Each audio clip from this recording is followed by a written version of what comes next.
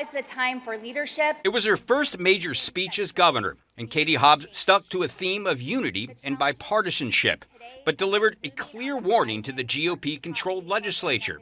Do not send her election-related bills that are based on debunked claims of voter fraud. Let me also say just as clearly that chasing conspiracy theories, pushing agendas for special interests, attacking the rights of your fellow Arizonans, or seeking to further undermine our democracy will lead nowhere.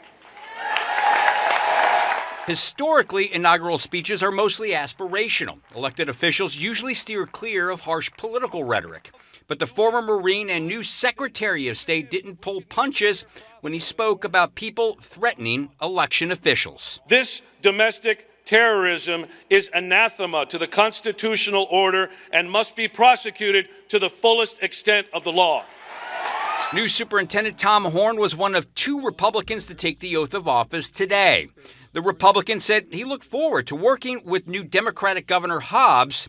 He spoke about boosting student test scores, which dropped during the pandemic, and delivered one of the vaguest comments of the entire event when he spoke about discipline. We need a return to traditional discipline in our schools.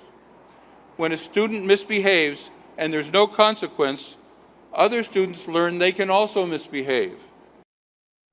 And Horn's office did clarify what he meant by in that statement. He said that Horn defines traditional discipline as timeout, being sent to the principal's office, suspensions, and in no way does he mean that he wants a return to corporal punishment. Back to you guys. All right, 10.